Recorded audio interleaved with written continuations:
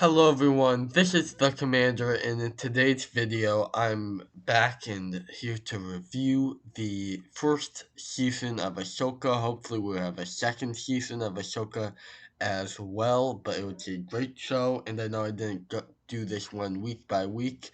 I will be reviewing shows season by season now, just because it's a little easier to share my thoughts that way since everything is finished and it's less videos for me to make.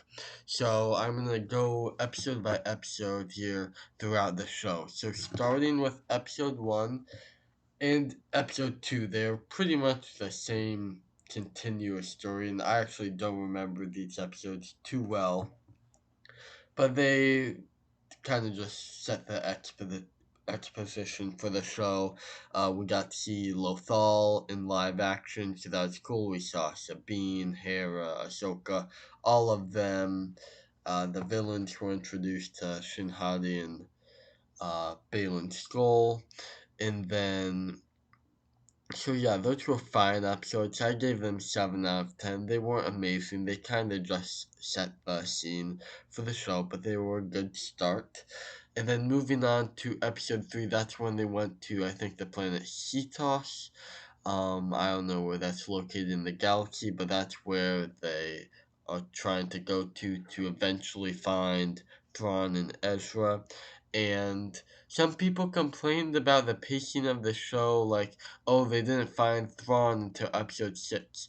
No, I actually didn't expect them to find Thrawn till like episode 8 going into this show. I figured that Thrawn would be at the end of the line for the show. So actually, this was almost a little bit better than I was expecting. So there's that. Episode 3 was pretty good. Yeah, I don't remember that too well, but they kind of arrived at that planet, Cetos. And then episode 4 was quite good. They're staying on that planet. Great duel with Balin and Ahsoka. And Balin seems to be a pretty powerful Dark Jedi. We don't really know what he is. He's not a Sith. He might not even be a Dark Jedi, so he's definitely an interesting character. Very sad to hear that his actor Ray Stevenson has passed away shortly after or before the release of this show. Um, but yeah, that was a great duel, and at this point, we think that Ahsoka may be dead at the end of episode 4. So, yeah, they've done a lot of the bringing back characters recently, and they did that again with episode 5, but there was no reason for them to kill off Ahsoka, so I think I'm fine with that because we got some really cool scenes in episode 5 in the world between worlds with Anakin there. Anakin, it's almost like the gatekeeper of the world between worlds, which is really cool. He's like this neutral ghost character, and we go through some Clone Wars flashback scenes which were awesome to see Clone Wars in live action. So good. I really enjoyed those. And then episode 5, and then the villains kind of just made their way to Paradia, which is the planet outside of the known stars galaxy, and it's in a different one, and that's where Thrawn returns. So yeah, that's a great episode. But episode 6 was probably the best episode. That's when the villains arrive at Paradia, and then Thrawn arrives. We have the Night Sisters being brought into things. Um, just some great action there. Sabine has been taken kind of prisoner, but then she is able to escape and go find Ezra in that episode. Ahsoka's still out of things a little bit, but that's a really, really great episode. So Dave Filoni is doing a great job with this series. I give it a 10 out of 10. Could it be better? Yes, but I gave it a 10 out of 10. It uh, aligned with my standards. And then episode 7, people were really hating on this one. I still thought it's pretty good. We got to see a little bit of the New Republic government with Hera being like tried by the other senators and stuff like that, and she was saved by Leia and C-3PO because they did not want her to go to Paradia. They were not sure of Thrawn's threat. We got to see a lot more of Mon Mothma. We've been seeing her in live action a good bit now between this and Andor, showing like that continuity. And then we just got some like action on Paradia. Ahsoka arrived, I think, in this episode, and we got to see some fighting. Balin and Shin have kind of been out of, not too primarily used in episode 6, 7. So that's a little disappointing, but they still seem like awesome characters. Um, Episode 8 brought them back a little bit, but not that much. Episode 8, the finale, was very good. It wasn't the best episode of the series because everything was pretty expected. Like, it went just how you thought it would. Um, yeah, so they tried. It's all about Thrawn leaving and going back to the main galaxy, and then Ahsoka and Ezra and Sabine try to stop him, and so yeah, we got to see. I do, yeah. Balin and Shin were not very much featured in this episode either, from what I remember. Um, they kind of went off on their own ways and stayed on the planet. Um, One interesting thing that happened is the whole Night Sisters or Night Mothers, I think they are, uh, reawakening the Stormtroopers or the Night Troopers, I think it's their name. And I thought, yes, this is a cool way to bring back like Stormtroopers, and it makes sense in canon. This is a power that the Night Mothers have. Uh, but I think it was a little bit like gimmicky with the zombification and that kind of stuff. And yeah, that's my only concern, that they're gonna use this as the army for Thrawn. And it's a powerful army, but it's not almost not Star Wars enough, even though it is canon. And then also in this episode, Morgan died, so she was killed by Ahsoka in battle. um, she didn't seem to have too interesting of a character or a big role, so it made sense that that character died.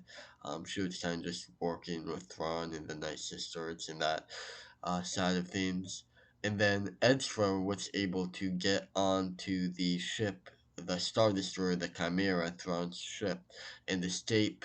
But everyone else, Ahsoka, Sabine, the uh, Shin and Balin, they all stayed back on the planet. So they're going to be stuck there for the next season while Thrawn is wreaking havoc in the main Star Wars galaxy. So that will be very interesting to see. Hopefully, we'll get a movie of this eventually, because this is some of the best Star Wars we've had since the original stuff, since George Lucas Star Wars. So really good stuff. So I give this show an 8.5 out of 10, just getting the averages of each episode. But having a look at some of the different aspects of the season, I gave the characters a 9 out of 10. Ahsoka, I think they did Ahsoka really good in this. Like, in The Mandalorian, we didn't get to see too much of Ahsoka, but here she was done really well, and it feels like the next progression of the Clone Wars Ahsoka. So I thought they did a great job with Ahsoka in this season. Sabine, they did pretty well. They did give her maybe exaggerated force abilities, but it's implied that she had spent training. So yeah, I think that's not that bad of a job with Sabine. Ezra was done very well. Yes, he had a beard, but you could definitely believe that it's the Ezra from Rebels. The droid Tuyen was pretty entertaining. I enjoyed his inclusion. Hera was pretty good. And then you have Shin and Balin, very interesting characters. We had a possible like allusion to the Mortis and the three gods. I forget what they're called, but the son, the daughter, and the father with Ahsoka Shin and Balin. We'll see what becomes of that in the next season. There may be some adventures on Peridia in the next season, while Thrawn does something in the main galaxy, maybe fights the Mandalorian, so that would be very interesting to see. So those are some great characters. So it'll be very interesting to see what they do with Balin. A cool character, but like I said, its actor has died, so they're gonna have to probably recast or do CGI for that. Hopefully, they can find a good solution. And then the plot of Thrawn, the main character, the main villain we've been waiting for, what's done fantastically. It's the same voice actor from Rebels. Yes, he does look a little bit like a blue Elon Musk, but I think they did a great job with Thrawn in Ahsoka season 1, and I can't wait to see more of him in season 2 and maybe even farther on than that. For the plot of the show, I thought it's a pretty good plot compared to some of the other Star Wars seasons and the shows we've done recently. It was like there's the definitive goal of bringing Thrawn back to the main galaxy, meeting up with Ezra. Like, it's very driven by the plot rather than a show like The Mandalorian, which has a lot of filler episodes, and that brings me to pacing, which was pretty good. It could have been a little bit better, but it was alright. And then the music was pretty good. I would say it was better than like some of the recent live action Star Wars shows we've been getting. Kevin Kiner wrote the music for this season, and he also did the Clone Wars and Rebels, so I like that sense of continuity there as well. So just a great job from Dave Filoni, bringing everything together with this show, creating a new plot, a new series in the Star Wars with this Thrawn element, and it will be very exciting to see what happens in season 2. A lot of loose ends, which some people don't like, but I'm fine with this. Because at least we have somewhere to go now. That's the problem the Star Wars has had at times. They just find dead ends.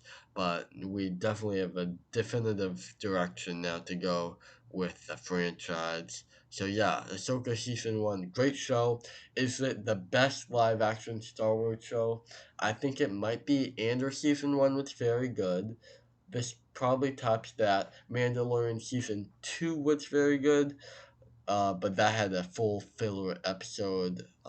This one didn't really have a filler episode necessarily. So I think Ahsoka probably is the best live action show, although that's debatable. So yeah, that is my opinions on Ahsoka season 1, and I will report to you with any new Star Wars news or season reviews. This is the Commander signing out.